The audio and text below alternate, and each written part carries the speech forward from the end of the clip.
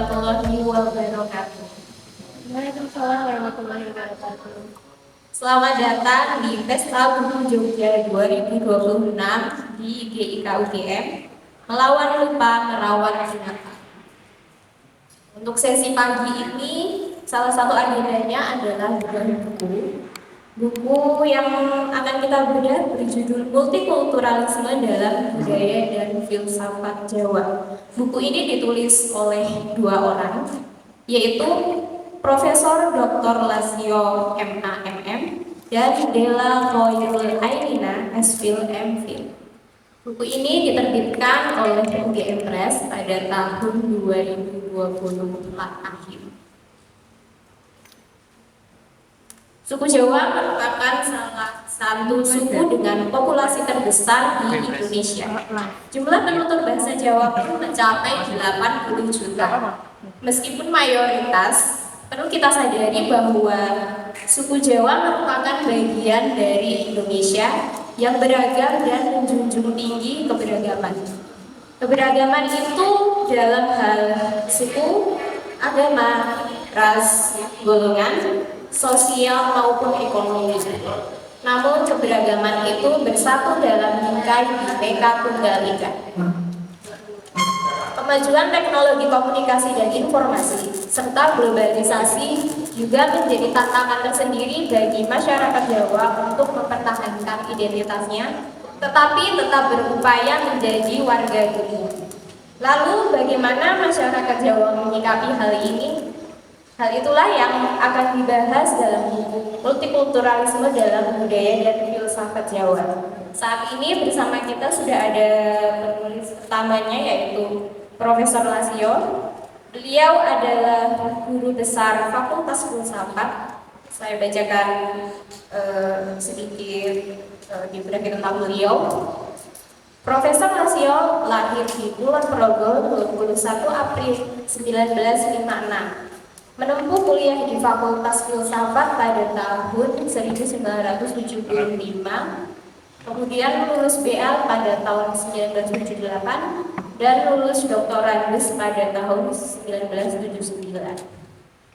Kemudian menempuh studi filsafat dan religious studies di SOAS University of London, lulus MA pada tahun 1989 dan PhD pada tahun 1993. Setelah itu, pada tahun 1998, beliau menyelesaikan program MM di Universitas Islam Indonesia. Beliau banyak memfokuskan studinya pada filsafat timur, filsafat kebudayaan, filsafat ilmu, etika, dan beberapa bagian ilmu filsafat lain. Kita berikan sambutan kepada beliau.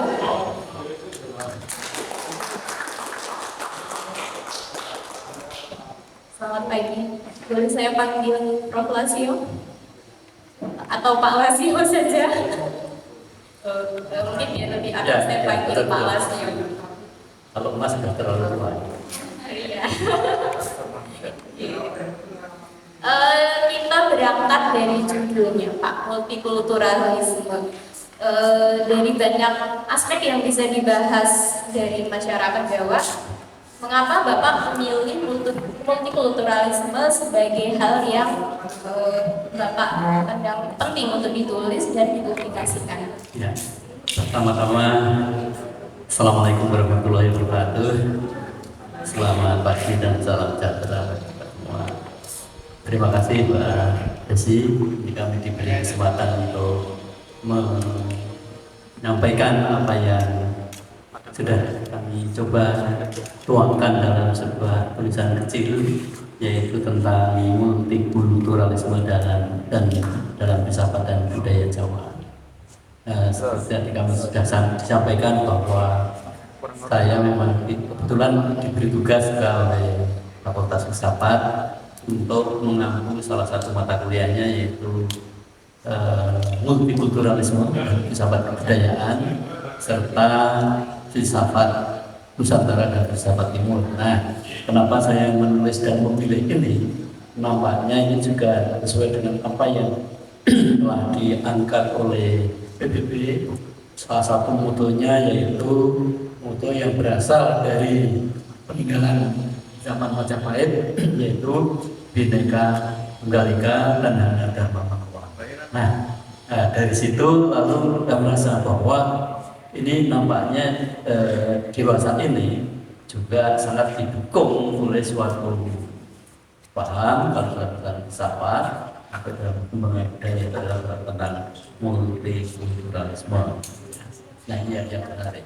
Dan kemudian tahun ini juga multikulturalisme oleh prodi budaya dan media yang Gadjah Mada dijadikan sebagai salah satu mata kuliah. Nah, itu intinya. Jadi saya kalau belajar itu intinya itu apa yang saya pelajari, kemudian seperti itu saya tuliskan, syukur-syukur bisa diterbitkan. Ada kebetulan yang ini Gama Press itu mau menerima Albert, betul bersyukur ya alhamdulillah, sehingga apa yang ada dalam pikiran dan apa yang saya pelajari itu bisa juga sebagai salah satu bahan bacaan dari para pembina. Intinya itu, sehingga supaya tidak hilang. Dan ini juga diinspirasi oleh salah satu besar di Gadjah Mada, yaitu Profesor Mudiarto, bahwa kalau kita berpikir sesuatu itu sebaiknya kita tulis daripada kita menjadi sarjana yang tanpa ada tulisan tidak sepenuhnya perbaiki, tapi sebaiknya tuliskan sehingga mudah-mudahan harapannya bisa lebih bermanfaat. Zamannya Mudiarto ini pada sarjana jadi sama yang lebih baik jadi sama yang ada tulisannya daripada tidak sama sekali. Kalau kata Pramudia Anantatur, sepintar apapun dirimu akan hilang dari sejarah kalau engkau tidak menulis. Kemudian multikulturalisme ini kan sebenarnya paham dari Barat, bukan konsep asli dari Nusantara. Tetapi masyarakat Jawa khususnya sudah menjalani kehidupan berdampingan dengan keberagaman itu sudah sejak berabad-abad lampau kan, sejak zaman Hindu Buddha, kemudian ketika Islam kemudian masuk, kemudian ada loyalisme yang menyebarkan agama Islam. Kira-kira bentuk kearifan lokal seperti apa Pak yang masyarakat Jawa miliki untuk menjaga kehidupan agar harmonis di tengah keberagaman di masa ketika konsep multikulturalisme itu sebenarnya belum masuk ke Indonesia? Nah, ini memang diakui ya, kalau tidak kita mempelajari sesuatu itu kalau akademik itu biasanya sementara ini kita pinjam dulu dari cara analisis Barat. Nah, ini supaya apa? Supaya bahwa apa yang ada di sekitar kita, apa yang ada di masyarakat kita, di kalangan budaya kita itu juga memiliki kajian-kajian akademik. Sehingga kalau akademik itu kan lebih ditekankan pada hasil penalaran, padahal yang di Jawa ini lebih banyak pada perasaan. Itu maksudnya itu. Sehingga kita meminjam sebagai visualisasinya dari kajian-kajian budaya Barat. Nah, dengan demikian di dalam apa yang ada dengan kearifan lokal, apa yang ada dipraktekkan, diterapkan, itu bisa betul-betul selain menggunakan perasaan juga sebenarnya maksimal dan bisa masuk akal dan diterima oleh akal dalam kehidupan kita. Nah, kemudian juga tadi ditanyakan mengenai harmoni, ya, harmoni yang kita selalu utamakan itu harmoni antara kepentingan atau hubungan antara manusia sebagai pribadi dengan masyarakat, bahkan sampai dengan sang Maha Pencipta. Ini yang saya kira memang sangat ditekankan di dalam kehidupan masyarakat di Indonesia dan juga pada masyarakat Jawa khususnya. Nah, kira-kira mungkin kalau memelihara harmoni itu kita punya kearifan lokal dengan filosofi memayu hayuning bawah dari relevansinya dengan itu. Kemudian Masyarakat Jawa ini kan punya nilai-nilai hidup yang indah Pak sebenarnya. Misal filosofi alon-alon paton kelakon, kemudian sikap nerimo ing pandung, tapi itu seringkali justru menjadi bahan kritikan atau kadang-kadang malah bahan menggurauan bahwa sikap seperti itu tuh sudah tidak relevan dengan masa kini di saat masyarakat itu dituntut untuk selalu update, untuk selalu cepat. Nah itu kira-kira relevansinya dengan masa kini itu bagaimana Pak? Ya, betul. Jadi tadi sudah disampaikan ya bahwa di dalam harmoni itu kita perlu memayu hayuning bawono atau memperindah dunia. Kemudian tadi juga bahwa kita itu alon-alon paton atau alon-alon paton kelakon itu juga ada. Nah, kemudian banyak juga kearifan lokal yang itu bukan hanya dalam teori tetapi juga hidupkan, diterapkan di dalam kehidupan. Sehingga kalau ini ya realnya ya fakta itu kadang-kadang kita mengatakan bahwa di wilayah Y ini adalah tingkat kemiskinannya tertinggi. Tapi di sisi lain juga kenapa harapan hidup di Y itu tinggi. Nah itu dimungkinkan salah satunya berdasarkan filosofi yang diadakan. Jadi kita itu berusaha maksimal. Tapi seandainya usaha itu tidak mencapai apa yang diinginkan, kita tetap bersyukur, kita tetap menikmati kehidupan. Oleh karena itu salah satunya bahwa hidup itu kan ingin bahagia, ingin sejahtera. Itu bukan berarti kapan ya misalnya apakah nanti setelah lulus S3, apakah setelah mencapai kekayaan yang banyak, itu tidak, justru dalam menjalani hidup inilah mari kita bisa berbahagia juga. Jadi tidak ada titiknya, tapi sambil jalan kita nikmati sehingga apapun hasilnya selama kita itu tetap beraktivitas ya, itu insya Allah lakukan kira-kira begitu ya. Dan itu harus diingat juga bahwa manusia itu tidak mungkin memiliki kedudukan yang sama. Artinya kita itu masing-masing punya kedudukan sesuai dengan fungsi dan kondisinya masing-masing. Semua presiden satu negara kan ya presidennya satu. Kalau semua jadi presiden dekade juga. Nah, jadi ada yang atau misalnya pelajarnya cuma satu dan lain sebagainya. Kita di situ tugas kita sebagai apa dalam hidup ini? Oh, kita sebagai penulis, oh kita sebagai pelestari budaya, oh kita sebagai fungsi penerbitan dan itu bahkan seorang tanaman itu akan merasa bahagia manakala tanamannya itu bisa memberikan kebahagiaan kepada orang lain.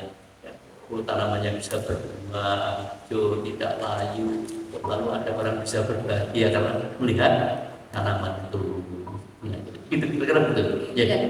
Warga DI itu konon katanya warga paling bahagia ya Pak se-Indonesia karena mungkin didasari oleh sikap nerimo tadi. Setelah segala macam usaha telah dilakukan, hasilnya tetap dikembalikan kepada Tuhan Yang Maha Esa. Jadi ada pemaknaan yang beda gitu pada orang Jawa tentang kebahagiaan. Jadi kebahagiaan itu bukan hanya tentang hasil akhir, tapi juga bagaimana proses kita mencapai ke sana. Kemudian bagaimana kita juga istilahnya merayakan hidup.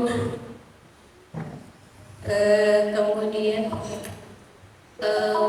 masyarakat Jawa itu kan dikenal sebagai masyarakat yang fleksibel, yang tangguh di segala kondisi. Dan itu terbukti dengan banyaknya masyarakat Jawa yang merantau, kemudian menduduki jabatan-jabatan yang penting di dalam pemerintahan, di dalam berbagai bidang. Nah, tapi itu jadi kadang-kadang jadi dua mata pisau gitu Pak.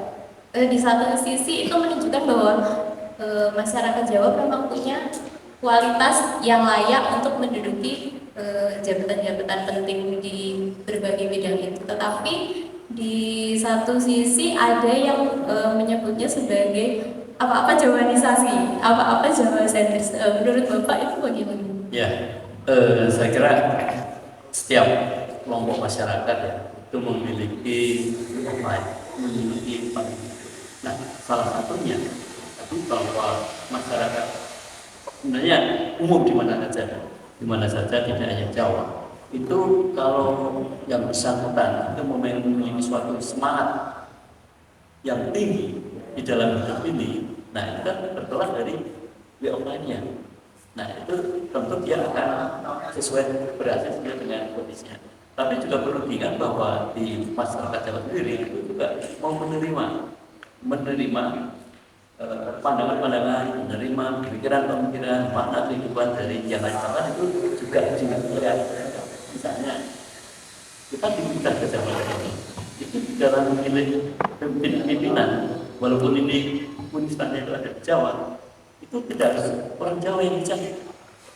Kita tahu yang dari Aceh, dari hanya pimpinan universitas kita ya, seperti Pak Yakob, Pak Sofyan Effendi, Pak Kusnadi, sampai juga lain-lain. Jadi kita tidak pernah terlalu membicarakan ini karena kesukuannya ada.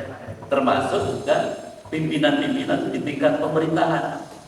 Ya, seperti kalau di tingkat karena istimewa ya, tapi di tingkat kabupaten, di tingkat kepala dinas, bahkan ketua RT, lurah dan lain sebagainya itu rasanya yang ada ini tidak pernah menuntut harus orang Jawa ini tidak. Nah ini bukti bahwa di dalam komunitas, dalam masyarakat ini memang menerima apa saja, apakah pandangan hidup maupun orang yang memang memiliki kualitas yang. Nah begitu juga kita tidak bisa memungkiri bahwa orang yang tadinya dibesarkan di kultur Jawa, lalu dia bersemangat lalu kerja di mana, nah biasanya selain bisa diterima akademiknya, tapi juga kadang-kadang diberi kepercayaan untuk memegang pimpinan atau apa. Nah, sehingga mau tidak mau kita bisa melakukan. Nah, salah satu contohnya kalau dalam pewayangan ya, apa yang menjadi kriteria kepemimpinan sudah diajarkan di dalam kitab Makutoromo misalnya. Itu kan bagaimana seorang kepala negara, raja memberikan ajarannya kepada calon penggantinya, bahkan calon penggantinya belum tentu keturunannya sendiri.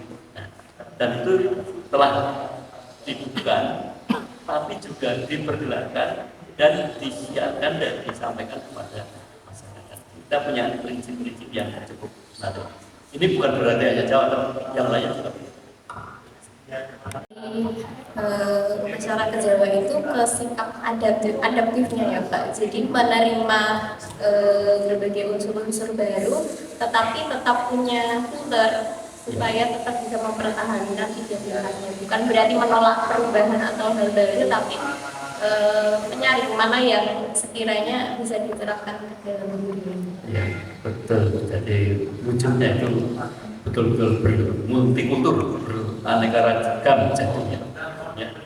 Misalnya pengaruh-pengaruh dari kita sendiri sebagai bangsa di Nusantara sudah memiliki karakter, memiliki way of life, budaya, bahkan sama termasuk itu ada yang masuk dari luar, ya kita terima.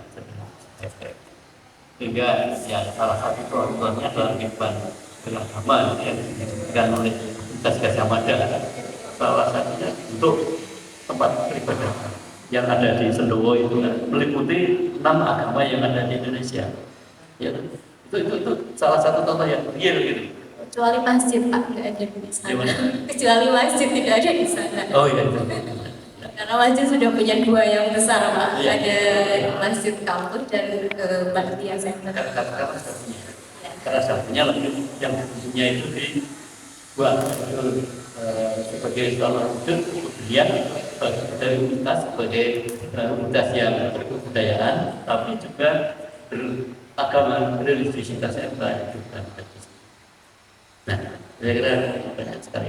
Ya. Memang fasilitas kerohanian itu bentuk nyata perhatian UGM atas keberagaman agama di Indonesia Pak. Jadi itu kan sebenarnya masyarakat UGM itu mengharapkan itu adalah sudah sejak lama gitu. Tapi baru terwujud mungkin beberapa tahun belakangan ini. Ya, itu juga karena berbagai macam pertimbangan ya. Tapi tempat peribadatan itu betul-betul dibangun oleh BPN dan kita bukan tidak mau menerima ya, tidak mau menerima sumbangan dari manapun, tapi supaya mungkin bisa memberikan pengelolaan. Ya, dan sekarang yang akan diwujudkan adalah Wisdom Park. Nah, Wisdom Park ini sudah desain hingga apa? Sementara ini kan baru berupa tempat-tempat yang tempat aja, tapi rohnya itu belum sesuai dengan apa yang diidealkan. Tapi grand desainnya sudah, tinggal kapan pelaksananya monggo. Meskipun baru berupa bangunan, tapi menurut saya Wisdom Park itu banyak sekali manfaatnya Pak, karena menjadi salah satu ruang terbuka hijau. Fasilitasnya itu bisa mengakomodasi kebutuhan warga UGM maupun warga sekitar untuk berolahraga ataupun berkomunitas gitu. Karena ruang hijau di Yogyakarta itu kan memang terbatas sekali Pak. Jadi saya rasa meskipun roh wisdomnya itu belum ada, setidaknya fasilitasnya sudah bisa kita manfaatkan.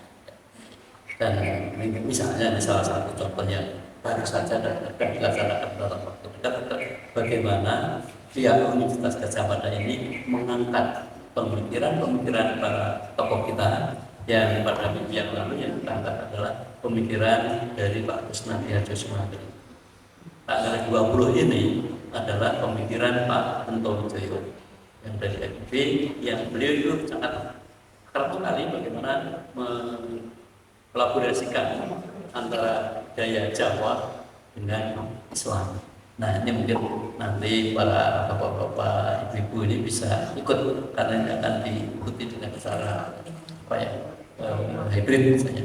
Nah, jadi kita itu entah di sini di mana selalu berusaha berbuat yang sesuai dengan kemampuan dari universitas mengembangkan budaya juga. Terkait budaya pop Pak. Jadi budaya pop Jawa itu kian meluas dan diterima oleh masyarakat, tidak hanya masyarakat Jawa sendiri tapi juga sudah eksternal ke Indonesia bahkan global. Misal untuk contoh dari musik, dulu di tahun 90-an sudah ada almarhum Mantos dengan campur sarinya, kemudian ada Didi Kempot dengan pop Jawa dan dangdut. Kemudian di generasi baru itu muncul nama-nama seperti Denny Caknan dan Boy Gang. Kemudian di film pun juga penggunaan bahasa Jawa itu semakin meluas. Ambil contoh film-filmnya Bayu Skak yang menggunakan bahasa Jawa, kemudian film-filmnya Bagas Banuleja itu yang banyak digemari oleh orang Indonesia, luar suku Jawa dan global. Tapi di sisi lain banyak keluarga yang kian meninggalkan bahasa Jawa itu sebagai bahasa ibu Pak. Jadi saya melihat ini sebagai hal yang kontradiktif ya Pak. Jadi tujuan eksternalnya tercapai, tapi di sisi internalnya itu justru terabaikan. Menurut Bapak fenomena ini seperti apa? Ya, ini saya kira sebenarnya kalau mungkin bahasanya dan lain sebagainya, tapi sebenarnya kan di balik itu semua makna ataupun lainnya itu sebenarnya masih tetap, walaupun penampilannya karena kondisi ya, dan kita juga sangat prihatin sebenarnya kita sebagai bangsa Indonesia ini, kita itu sebagai bangsa yang saat sudah menyatu, sudah punya bahasa sendiri, tapi apa yang belum punya karakter dari bahasa Indonesia itu belum ada, dan ini sedang diupayakan dan digerakkan oleh teman-teman baik dari UGM maupun dari tempat yang lain, yaitu bagaimana kita membuat karakter bahasa Indonesia. Ini sudah kita daftarkan di UNESCO ya, sudah, tapi baru perintisan, tapi sudah sistemnya ada. Ini peran ya dengan Dr. Dewa dan lain sebagainya kita sudah membicarakan itu. Ini untuk bahasa tadi, supaya apa? Supaya tadi yang mengatakan bahwa ini generasi sekarang ini kok luntur sebenarnya ya tidak cuma penampilannya agak sedikit berbeda aja budaya pop ini, karena ini memang perlu usaha bersama, dan apa yang harus kita buat, apa yang harus kita lakukan agar setiap masyarakat kelompok masyarakat ataupun punya kepribadian, punya karakter yang sesuai dengan apa? Sesuai dengan yang dia miliki. Salah satunya kan di dalam masyarakat dan budaya Jawa. Kalau misalnya nanti negara lain atau dunia yang mengakui, kenapa kita tidak? Nah, salah satu contoh tadi saya sampaikan bahwa mengenai budaya Jawa ini kan untuk kemana-mana, hampir seluruh penjuru dunia ini ya. Kita juga punya pengalaman itu bahwa kita pernah ditugasi ya, dari sini maupun dari kedutaan di itu untuk tampil bersama-sama merayakan pertunjukan Island to Island. Nah, kebetulan kita di situ kita menampilkan dari Ponorogo. Ternyata sambutannya juga kan saya kira tidak kalah pentingnya ya. Banyak juga orang-orang asing yang belajar ke Indonesia, kita tidak bisa pungkiri, bahkan mungkin ya sangat bagus juga.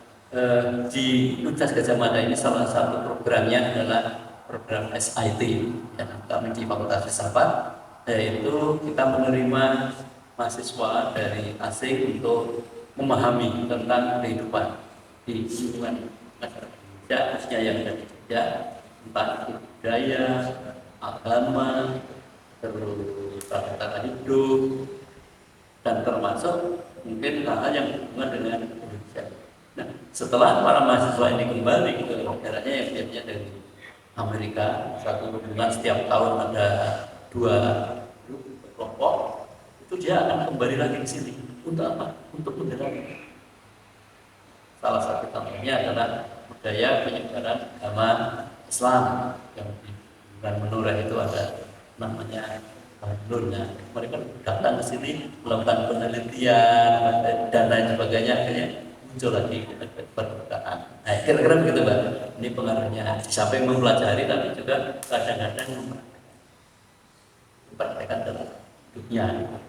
Karena apa yang terjadi atau yang kita miliki di dunia ini itu kadang-kadang sampai ke satu kursus yang namanya Paradise from the East, dari timur. Salah satunya budaya Bali, tapi karena itu yang menampilkan itu orang, katakanlah orang Eropa, mahasiswanya juga.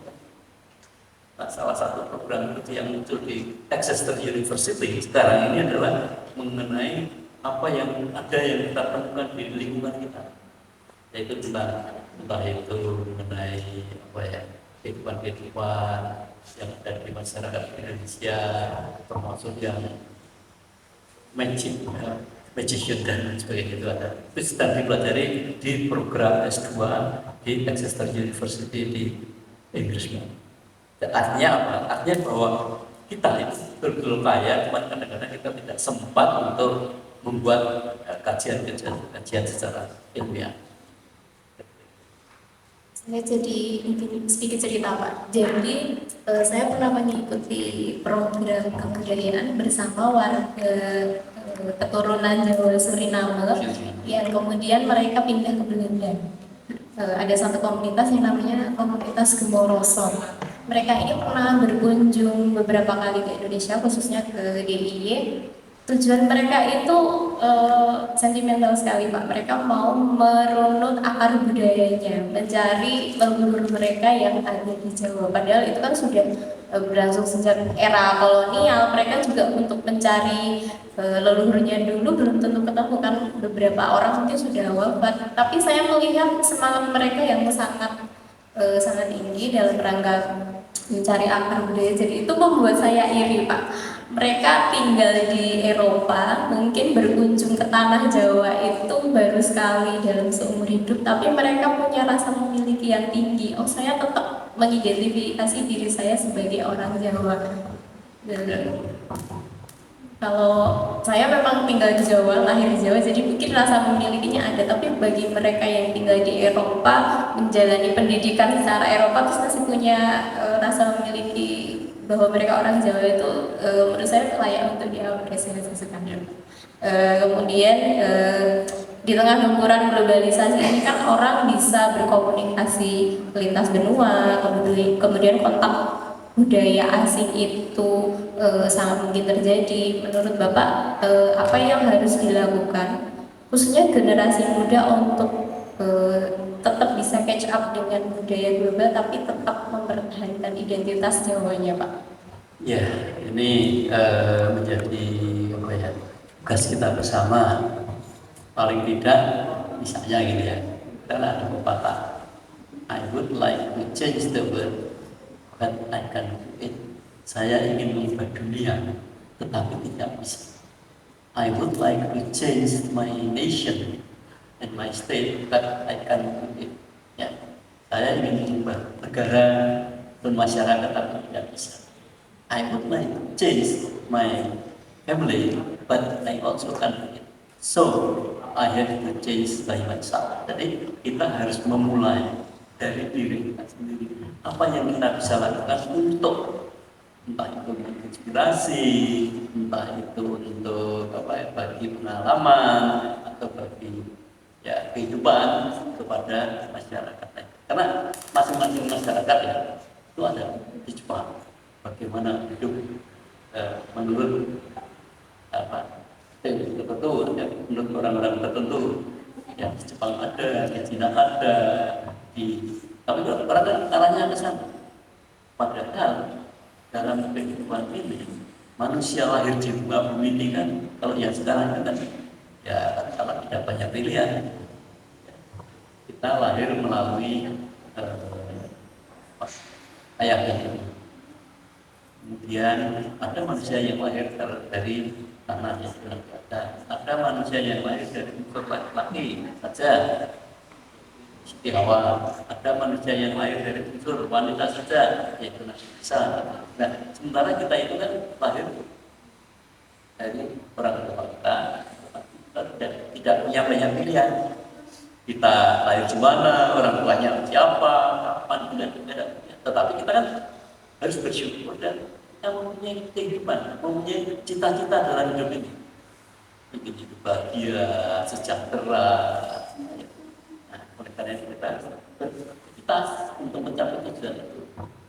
Aktivitasnya apa? Ya termasuk ini menulis buku, menciptakan ilmu pengetahuan, menciptakan budaya. Lalu di era global ini kita akan seperti apa? Kan ada global ethics juga dibahas, dan pada nanti global apalagi. Nah, kira-kira apa manusia ideal seperti apa yang ada? Nah, kalau tentu ya masing-masing akan berkontribusi memikirkan sesuai dengan lingkungannya. Ada yang ingin meningkatkan quality of life, ya. Ada juga. Dan pokoknya kita harus meningkatkan kehidupan kita atau kita menjadi manusia yang berguna dan bermanfaat. Nah, kalau melalui budaya ya itu bagaimana membuat manusia ini memiliki kepedulian dalam hidup ini, tidak hanya yang material tapi juga yang immaterial. Nah, budaya kan ada dua juga, dengan berbagai dampak dan positifnya. Nah, mau tidak mau kita akan berada. Manusia ini dalam kehidupannya sangat dipengaruhi oleh lingkungan. Ya. Tapi kalau misalnya kalau Indonesia mau seperti apa? Ya, kita sudah punya kementerian kebudayaan. Ya. Nah, lalu kementerian kebudayaan mau membentuk manusia Indonesia yang berbudaya itu seperti apa? Tugasnya mereka. Tapi kita sebagai warga masyarakat juga punya kesempatan untuk berkontribusi. Jadi sebagai warga negara Indonesia kita tidak hanya fokus di kebudayaan yang sifatnya lahir, tetapi juga memaknai dan menghayati nilai-nilai yang ada di dalam budaya itu dan mempraktikkannya dalam kehidupan sehari-hari. Itu dalam pemikiran saya. Jadi sehingga Van Persen kan pernah mengatakan dia membuat suatu strategi kebudayaan. Nah, kita hidup ini juga ingin juga. Tapi seperti apa? Ya paling tidak kita mulai dari tadi diri sendiri, nanti menyebar, kira-kira ada manfaatnya kira-kira. Sehingga kita betul-betul hidup itu merasa bahagia, senang gitu ya. Sementara tidak ada orang yang memperhatikan ya, loh kita berkarya, tapi tidak usah menunggu sempurna berkarya. Kita bisa sekarang tuliskan dulu. Nanti siapa tahu menjadi lahir. Baik, terima kasih sekali Pak atas pemaparannya. Mungkin supaya diskusinya lebih hangat, kita persilahkan kepada teman-teman di sini, barangkali ada yang ingin bertanya atau menyampaikan pendapatnya, silahkan. Ya.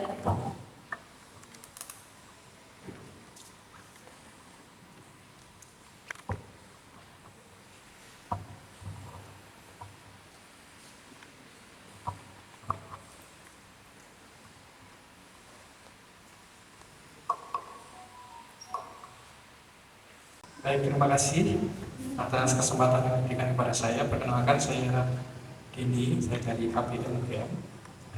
Terima kasih atas penjelasannya Pak Lasio dan Mbak Desi ya, yang sudah memancing-mancing Pak Lasio. Mbak Dewi. Maaf Mbak Dewi. Terima kasih. Saya tertarik dengan satu hal ini Pak Lasio, bahwa tadi disebutkan ada perspektif barat yang kental ketika kita membahas multikultural sebagai awal. Kemudian karena buku ini justru dibahasnya itu di dalam budaya dan filsafat Jawa. Apakah sejauh Pak Lasio juga mempelajari mengemuka gitu ya, perspektif barat dan timur, atau Pak Lasio bisa memberikan penjelasan khusus mengenai hal ini? Misalnya saja, itu saja dari saya. Terima kasih atas kesempatannya. Kalau Bapak mau dijawab terlebih dahulu atau kita tampung pertanyaannya, mungkin untuk 3 pertanyaan ini. Langsung saja.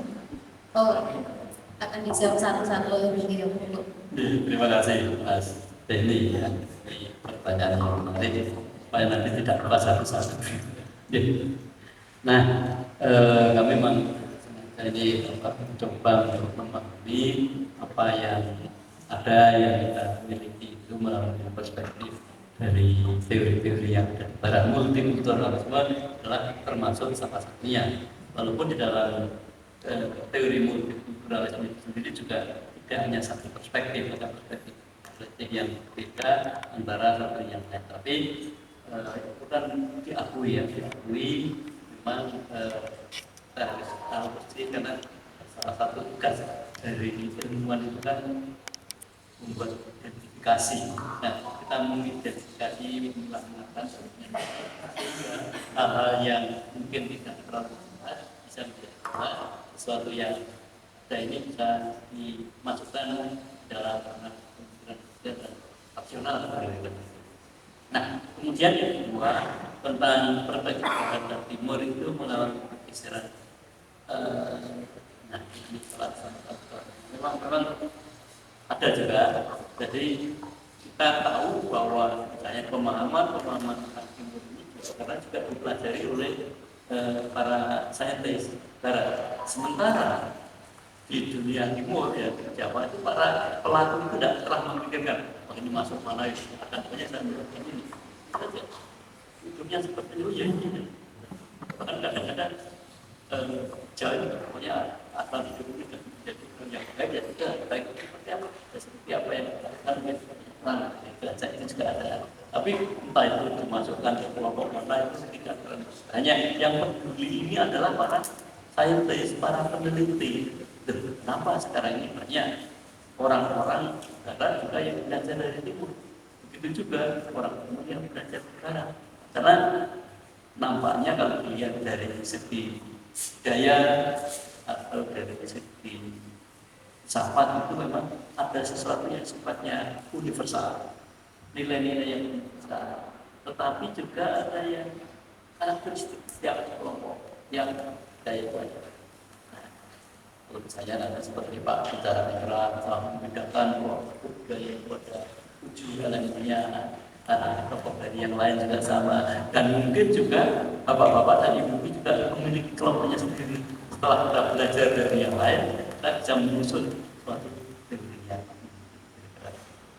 Memang ini kelompok ini memang polarisasi itu apa ya, mulai dar semuanya. Bukan berarti yang timur itu mesti yang mempelajari orang timur, tidak. Yang barat itu mesti orang yang ahli tentang barat, itu orang barat juga belum tentu. Ya, orang dari bulan atau kita antara barat dan timur itu konflik atau harmoni. Padahal kadang-kadang kita menginginkan ini yang harmoni seperti itu. Lalu kita juga tahu misalnya di Hawaii, di University of Hawaii itu ada namanya pusat East West Center, itu mempelajari tentang dunia barat, mempelajari tentang dunia timur, dan ahlinya itu bukan karena orang timur mesti ahli tentang timur, orang barat tentang orang barat. Ya, antara satu dengan yang lain. Kegiatan yang kita ketahui misalnya di East West Center itu mengadakan temu-temu ilmiah berkeliling dari satu negara ke negara yang lain, termasuk Indonesia juga pernah. Dan itu pernahnya itu tidak hanya istilahnya baru tahun-tahun ini, tapi tahun 900 ke sana sebelumnya itu sudah ada. Nah, kan luar biasa, termasuk peninggalannya itu ada. Nah, kemudian seperti tadi bahwa contoh ya, atau bagaimana pendidikan dari Jepang misalnya berada pada daya Indonesia. Lakunya kesan justru yang memberikan penghargaan itu dari pemerintah Jepang, dan royalti kepada kesan, modal tetap mahasiswa yang menjadi diberikan kepada kesan karena kesan tidak punya kebetulan, maka royalti diberikan untuk jadi salah satu contohnya. Di Cina juga pernah lalu mengatakan pas lewat ke sana itu mungkin seperti di Indonesia juga. Nah, bagaimana kita bisa memiliki budaya yang sesuai dengan tadi karakteristik identitas bangsa kita. Hanya itulah saya Indonesia satu-satu aja ini. Kebetulan pas Jawa. Nanti kalau ada kesempatan yang lain belajar ya. Nah, kira-kira begitu Mas. Ya. Berarti bisa kita simpulkan bahwa perspektif barat dan timur itu bisa berjalan beriringan ya Pak. Jadi sifatnya tidak lagi dikotomis lagi. Kemudian pertanyaan selanjutnya mungkin. Iya Pak ya, dengan Mbak siapa? Selamat pagi, nama saya Rosendi. Saya dari kelompok. Bingung Pak, lalu saya harus belajar dari mana? Karena di daerah sana tidak ada guru atau pengajar yang bisa memfasilitasi. Lalu saat itu saya hanya memberikan beberapa situasi yang terjadi, begitu Bapak.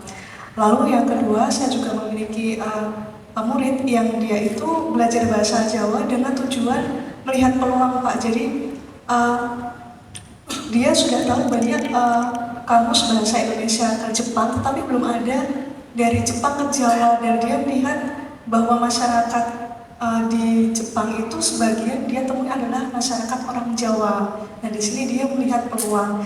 Nah lalu sebelumnya saya sudah mengajarkan ekspresi, lalu bahasa tingkatan dalam moko, kromo, inggil, kromo, matio seperti itu.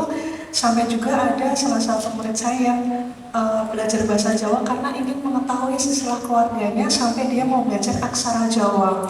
Jadi saya di sini ingin saya tanyakan, apabila Pak materi-materi dari ekspresi sederhana, tingkatan level bahasanya hingga aksara Jawa sudah dipelajari, apakah ada masukan Bapak materi apa lagi yang perlu dipelajari untuk penutur asing sehingga mereka dapat fasilitas untuk mengetahui multikulturalisme dan filsafat dalam budaya Jawa sehingga saya dapat memberikan materi dengan maksimal. Terima kasih Bapak. Terima kasih kembali. Ya, terima kasih Mbak, ini menarik ya. Memang dalam belajar ternyata juga memiliki pasti kepentingan dan lain sebagainya. Tapi itu nggak apa-apa, itu hal yang biasa. Nah, termasuk juga sekarang bekerja kami dari para guru besar di BMI dari belum lama, beberapa hari yang lalu Kita itu pergi ke kawasan industri yang ada di Kabupaten Kendal hari Rabu, belum lama, hari Rabu kemarin itu.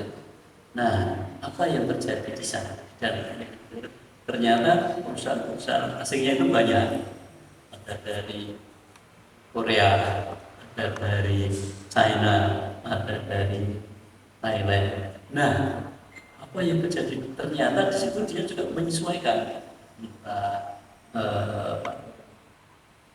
ya pacarnya atau kata pemain interior desainernya dan lain sebagainya itu ya ini. Tapi tidak hanya itu, orang-orang yang asing itu juga mempelajari tentang Indonesia, termasuk tentang Jawa.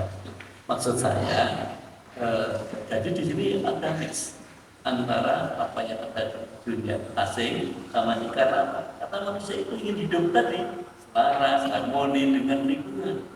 Nah, terus dari apa nih kita harus bersyukur ya salah satunya bahwa huruf Jawa ini akan sekarang sedang dipromosikan untuk menjadi huruf nasional, huruf Nusantara. Cuman sampainya di mana ya kita berusaha, tapi sudah sampai kita bawa ke UNESCO dan sebagainya, tinggal PA-nya sistemnya dengan komputer dan lain-lain sudah jadi. Nah, dan sudah sering ditunjukkan ya itu sebagai salah satu contoh karena kita sebagai masyarakat Indonesia itu juga punya salah. Di Sunda sudah ada, di Bali juga sudah, di Lampung juga punya burung Melayu, Jawi dan lain-lain. Tapi itu kan kalau tidak bisa dilakukan saja. Ini salah satu contoh. Kemudian apalagi yang mau dilengkapi? Nah, biasanya kan kembali bahan-bahan ini dan sudah ada banyak. Mungkin 1 tahun belajar bahasa Jawa. Nah, kurang lebih selama 1 tahun belajar bahasa Jawa sampai di sana Ponorogo itu dia sangat kaget karena bahasa yang dipelajari itu sangat berbeda, Bapak. Jadi dia sedikit bertanya, loh kok berbeda dengan apa yang sudah saya pelajari waktu itu. Lalu saya memberitahu bahwa mungkin karena itu tergantung dialek dan juga latar belakang penuturnya saya menyampaikan seperti itu. Lalu dia bingung, Pak, lalu saya harus Sistem dituliskan nanti kan paling sempurnakan, lalu bisa dipakai oleh para mahasiswa, para peserta. Gak usah lama-lama. Kalau misalnya kita kuliah itu satu chapter misalnya, salah satu semester itu ada 10 kali kuliah, sudah 10 chapter, satu semester bisa keluar 1 kuliah. Kalau belum 1 buku ya 1 tahun lah, 1 buku kan sudah lumayan. Itu contoh-contohnya. Tapi yang penting kita tuangkan. Nah, kebetulan juga ada kebetulan satu tulisannya juga cara hidup menurut tahu gitu atau lalu. Dan peninggalan di Sangiran kita tahu itu kan nah, kemudian teman-teman berkembang terus sampai apa yang terjadi saat ini. Kita kalau lihat perjalanannya kan begitu, sehingga ya kita belum ada penemuan ya tahunnya kapan dan lain sebagainya, tapi jelas bahwa budaya akan berkembang sesuai dengan keberadaan manusia sendiri dan nanti akan mewujudkan eksistensinya. Nah, kemudian tadi ada dalam bahasa Jawa itu kan tak ciling diri amarga soto latih, tak ciling salira amarga soto bisono gitu ya Bu ya. Nah, ini yang kadang-kadang generasi yang saat ini kan dia juga ingin mewujudkan eksistensinya itu dengan pakaiannya pun nggak terlalu nggak terlalu sesuai dengan apa yang sudah kami miliki. Sehingga kalau misalnya di PJ itu setiap hari Kamis Pon itu kan harus paling tidak berbusana daerah atau berbusana Jawa. Ya kan kalau di itu kan salah satu contoh untuk melestarikan. Tapi misalnya seperti itu. Tapi waktu itu nanti suatu saat tidak berkembang, itu juga berkembang juga nanti kan ada yang konvensional, ada yang modern, kan seperti itu. Karena fashion itu juga berkembang. Nah, satu hal yang memprihatinkan waktu kami kunjungan ke Semarang ada sebuah pabrik garment itu milik perusahaan asing yang memproduksi barang-barang yang sangat bagus, sayangnya tidak menjual bagi. Jadi produksinya di sini tujuannya ke negara lain katanya seperti itu. Nah, itu kan, tapi itu kan kebijakan perusahaan atau kebijakan negara pemerintah ya. Itu harus dibuat. Atau mungkin untuk melindungi perusahaan-perusahaan daerah ya, mungkin ya, tapi nggak apa-apa. Tapi itu sudah ada jelas. Nah, kemudian juga saya kira memang harus kita lestarikan, walaupun mungkin hanya beberapa itu. Nah, kita lihat misalnya pada saat acara resmi ya, antara untuk pernikahan atau kita betul budaya kita kembali ke budaya masa lalu. Tapi yang modern juga ada. Tapi sekarang kan sudah mulai terbuka dan lain sebagainya, sehingga apa yang terjadi di pusat-pusat budaya bisa dipahami dan diketahui oleh masyarakat. Tapi di mana-mana selalu muncul seperti itu. Di Korea itu rumah-rumah yang Cina, yang masa khusus khas Korea, di Jawa juga salah satu contohnya. Tadi mulai dari situ. Kira-kira ada lagi yang bertanya?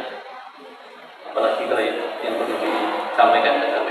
Pak, tadi ada pertanyaan dari Mbak Hetri, sejak kapan multikulturalisme itu ada di masyarakat Jawa? Sejak kapan mulai ada ya Mbak ya?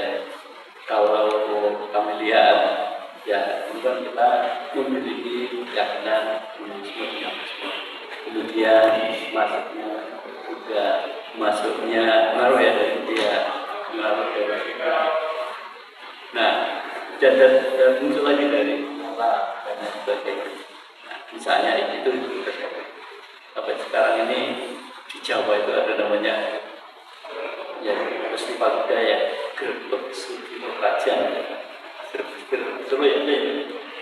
Nah itu kan udah itu nyambur antara Jawa dan lainnya. Nah tapi apakah di kelompok masyarakat kita sendiri itu yang namanya budaya itu semangatnya luar biasa. Orang mau mengeluarkan banyak biaya untuk melestarikan budaya, untuk menunjukkan eksistensinya. Itu kan bukan harus menunggu negara dari pemerintah juga. Jadi kan berarti kan semangatnya itu ada. Dan itu juga kebangkitan ini namanya juga belum lama itu. Ya, baik. Kita ambil kesimpulan bahwa sejak zaman masih animisme, dinamisme, kemudian Hindu-Buddha itu sudah terjalin ya Pak, multikulturalisme. Kalau Hindu-Buddha mungkin terwujud dari pembangunan candi-candi, kemudian dulu di masa saya lupa dinasti Shalendra atau Sanjaya, ada raja yang punya permaisuri itu beragama Buddha, kemudian sebagai bentuk penghargaan atas keberagaman itu dibangunlah Candi Borobudur. Baik, ada 3 pertanyaan atau mungkin ada yang mau bertanya lagi? Kita masih ada sedikit waktu. Mohon. Terima kasih waktunya Mbak Dewi. Pak izin Pak Lasio, kalau dari awal tadi membahas terkait dengan multikulturalisme, terkait dengan perkembangannya mulai dari timur, barat segala macam yang sudah dijelaskan tadi, saya tertarik Pak. Kita sepakat bahwasanya multikulturalisme itu kan paham yang mengakui, menghargai akan dan setara akan identitas gitu ya. Nah, menarik sekali ketika di beberapa waktu lalu ada diskusi bahwasanya kalau kita tarik di era kontemporer sekarang, multikulturalisme dan dikaitkan dengan hak dari teman-teman penyandang disabilitas gitu. Kaitannya dengan guide block gitu Pak. Kita tahu banyak sekali fenomena guide block itu yang tertutupi. Kita tahu di depan kampus kita ini setiap malam tertutupi oleh jualan segala macam gitu ya. Di tempat lain ditutupi oleh pasir, batu segala macam. Bahkan ada guide block yang ujungnya itu sungai gitu-gitu. Nah, menurut Prof. Lasio itu sejauh mana sih multikulturalisme ini tuh harusnya atau idealnya bagaimana dia berjalan di kehidupan fenomena sosial saat ini? Kenapa namanya juga multikulturalisme gitu ya? Tapi kenapa teman-teman disabilitas itu dalam hal dirugikan untuk hal ini? Itu menjadi kritik yang saat ini saya masih terpikirkan, dan beberapa diskusi saya belum menemukan jawaban yang menurut saya ini jawabannya. Terima kasih. Maaf, dengan Mas siapa? Maaf, saya Imam. Baik, terima kasih. Ini khususnya yang disabilitas ya. Baik, terima kasih. Memang ya kita kembalikan bahwa manusia ini kan memiliki hak dan kewajiban yang sama ya dalam kehidupannya. Nah, dalam hubungannya dengan budaya, walaupun kita ya baru mulai ya, terus terang baru mulai bagaimana cara disabilitas itu juga memiliki hak dan hak yang sama, kemudian tapi belum sepenuhnya bisa dalam mengekspresikan kebayakannya, mengekspresikan kemampuannya itu juga. Tapi ini juga kalau di negara kita kan baru ya, baru beberapa puluh tahun yang ini belum selamanya, padahal dulu ya, kalau dulu itu kan idealnya bahwa ini adalah menjadi kemerdekaan. Bahkan kalau di negara lain ya, mereka mendapatkan fasilitas yang sangat besar, bahkan lebih besar daripada yang orang yang tidak disabilitas. Tapi ya kita bersyukurlah kita sudah memulainya itu, dan ini juga tidak lepas dari kebijakan yang dimiliki oleh pemerintah. Itu salah satu contohnya, karena Indonesia tadi, Indonesia itu kan dari kita tidak banyak pilihan. Kita itu kan sudah segitu, kita ada yang dilahirkan dengan rambut keriting, ada yang rambut lurus, ada yang kulit hitam. Ini betul-betul tidak ada pilihan, sehingga harusnya kita harus kembali. Nah, manusia punya hak untuk hidup, hak untuk hidup yang bahagia. Tapi ini kan tidak mudah, harus juga fasilitas ada yang memadai. Kira-kira begitu Mas yang utama. Simpulkan bahwa multikulturalisme yang juga menyasar kaum disabilitas itu mungkin masih dalam fase sedang berkembang ya Pak. Iya, Nanti mungkin ke depan akan semakin membaik, tapi tidak lepas juga dari peran pemerintah. Jadi kita tetap harus mengkritisi setiap kebijakan pemerintah yang terkait dengan hak-hak kaum disabilitas. Karena ya memang idenya kan bahwa pemerintah ini kan dipilih oleh rakyat untuk dapat memenuhi kebutuhan-kebutuhannya. Kalau Indonesia ada meningkatkan kesejahteraan, mensejahterakan. Bukan Mas? Oke. Kalau tadi Mbak Dewi menyinggung juga terkait dengan kebijakan Prof. Istio juga.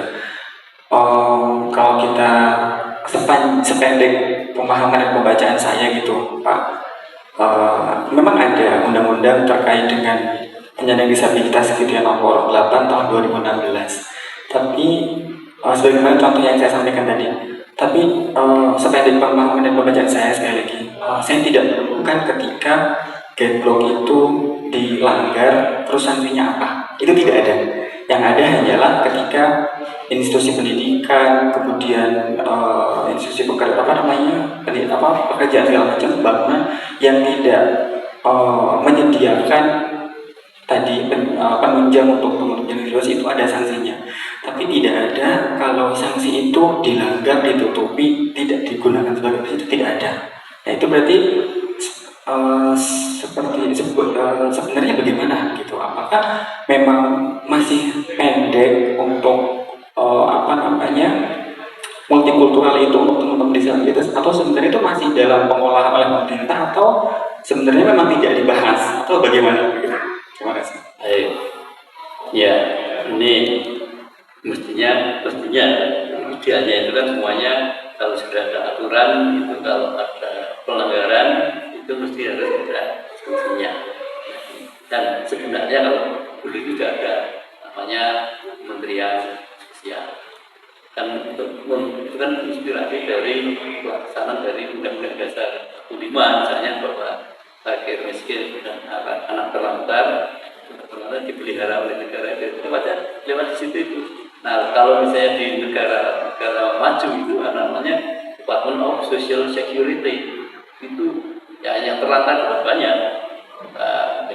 Tapi kan kalau di negara kita ya karena kemampuan atau belum, tapi termasuk juga menjadi yayasan-yayasan yang tertimbun itu kan atau kelompok masyarakat juga peduli terhadap hal tersebut. Ya terima kasih Mas, nanti kita sampaikan.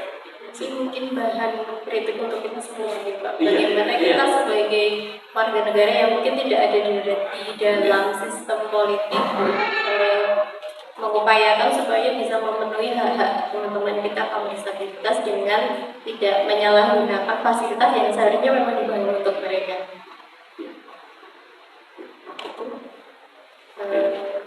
Masih ada yang ingin mengajukan pertanyaan, silakan. Mungkin satu lagi.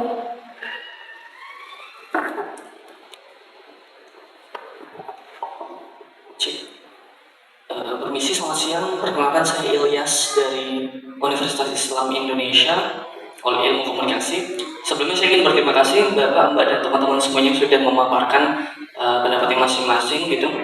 Karena saya berminat untuk mencari kemungkinan studi lanjutan pasca S1, tapi saya belum tahu mau kemana arahnya gitu.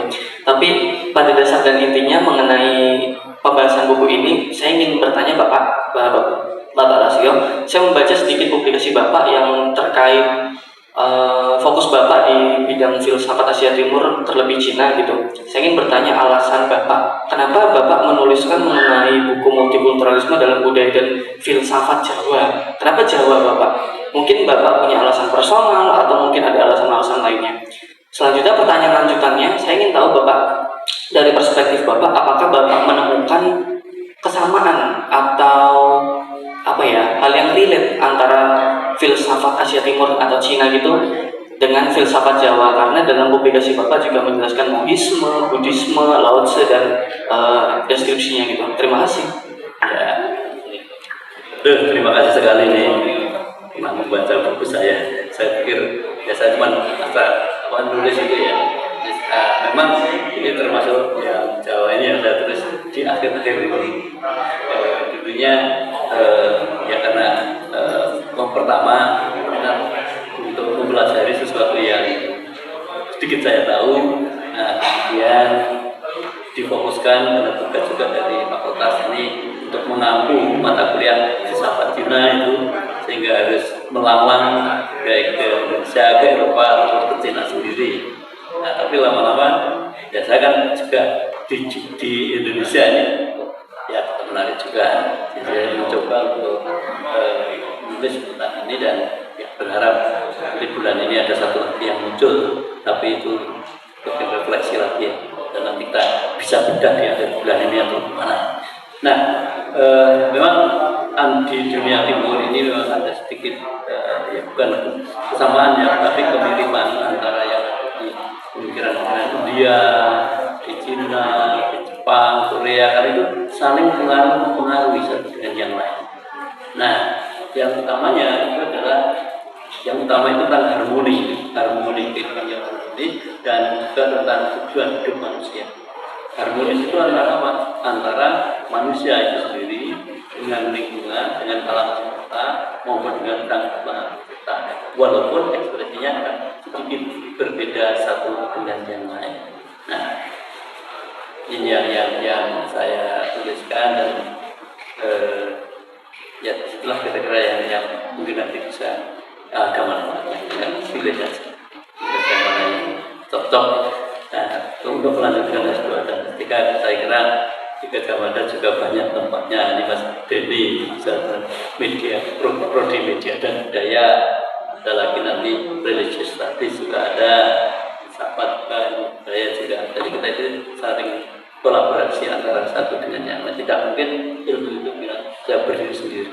Karena apa? Kalau misalnya kita kemarin itu ada mahasiswa yang lulus S3, judulnya tentang warung terus dengan kayu timoho.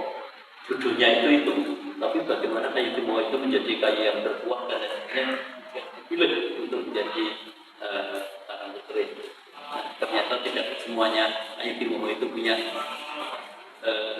ya tidak punya, kalau dia tidak hanya putih saja ya ditebang untuk dijadikan kayu bakar. Sementara ya ini dia mengatakan teman-temannya seperti kayu pun ternyata juga memiliki nilai tersendiri bagi manusia.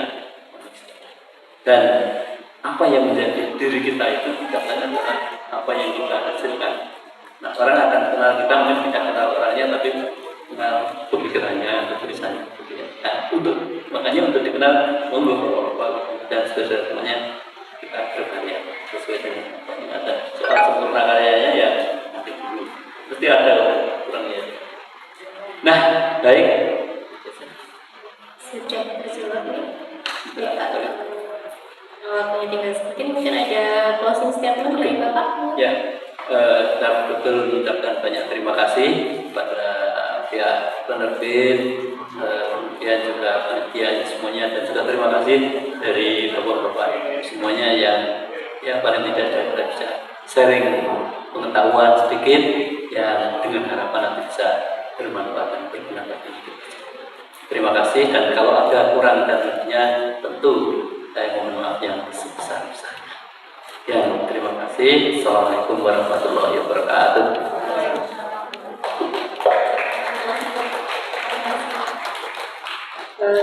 Closing statement dari saya, pesan sponsor ya, silakan berbelanja di Pesta Buku Jogja 2026. Akan ada berbagai acara. Besok juga dari UGM Press masih ada bedah buku 2 sesi, pukul 11 dan pukul 13.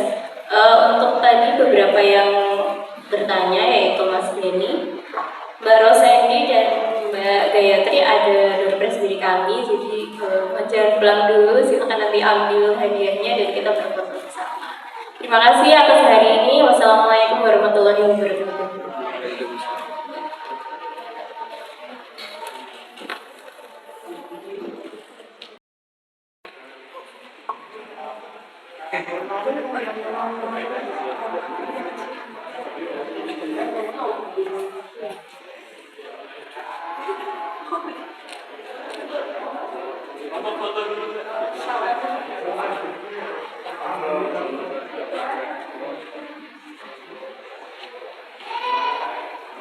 Satu, dua, tiga, lagi 1, 2, 3.